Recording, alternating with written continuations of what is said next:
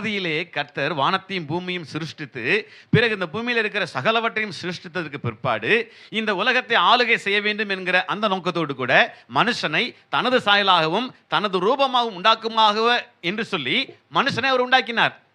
தாம் உண்டாக்கின மனுஷனுக்கு தன் வைத்திருந்த அந்த அதிகாரத்தை பகிர்ந்து கொடுக்கிறார். என்ன அதிகாரம் அது? ஆளுகை செய்கிற அதிகாரம். இந்த உலகத்தை ஆளுகை செய்கிற அதிகாரம், the ruling power, the authority of the ruling power என்று சொல்லுவார்கள். அந்த ஆளுகை செய்கிற அதிகாரத்தை கர்த்தர் ஆதாம் இடத்துல கொடுத்தார். அதுக்காக ட்ரைனிங் கொடுக்கறதுக்காகத்தான் இந்த பறவைகளையும் ஜீவ ஜந்துக்களையும் மண்ணினாலே செய்து ஆதாம் அவைகளுக்கு என்ன பெயரிடுவான் என்பதை பார்க்கும்படியாக அவனிடத்துல கொண்டு வந்தார்.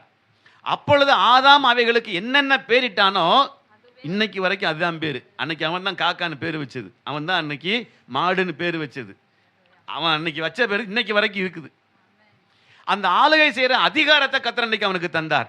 அதை விட நீங்கள் ஆதியாகமம் 1 27 28 29 நீங்கள் வாசிச்சிங்கன்னா, நீங்கள் பலுகி பெருகி பூமியை நிரப்பி அதை கீழ்ப்படுத்தி சமுத்திரத்தின் மச்சங்களையும் ஆகாயத்து பறவைகளையும் ஊறுகிற சகல ஜீவ ஜந்துக்களையும் ஆளுகை செய்வீர்கள் என்று சொல்லி அவர்களுக்கு அதிகாரம் கொடுத்தார் என்று பார்க்கிறோம் வேதத்தில். ஆளுகை செய்கிற அதிகாரம் யாருக்கு இருந்துச்சு? தேவனுக்கு பிற்பாடு ஆதாமுக்கு தான் இருந்துச்சு. எந்த மிருகத்திட்டையும் கொடுக்கல, எந்த பறவைட்டையும் கொடுக்கல, எந்த தூதர்கள்ட்டையும் கொடுக்கல, யார்ட்டையும் கொடுக்கல. ஆக இந்த அதிகாரத்தை பொல்லாத பிசாசானவன் தந்திரமாய் வஞ்சகமாய் அவர்களை ஏமாற்றி அந்த ஆளுகை செய்கிற அதிகாரத்தை பறித்து கொண்டான். எவ்வளவு மோசம் நடந்திருக்கு பார்த்தீங்களா? எவ்வளவு பெரிய அதிகாரம் அது தெரியுமா? தேவனை போல உள்ள அதிகாரம். அந்த அதிகாரத்தை பிசாசானவன் நயவஞ்சகமாய் தந்திரமாய் ஏமாற்றி அந்த அதிகாரத்தை அவன் பறித்து வைத்துக் கொண்டான்.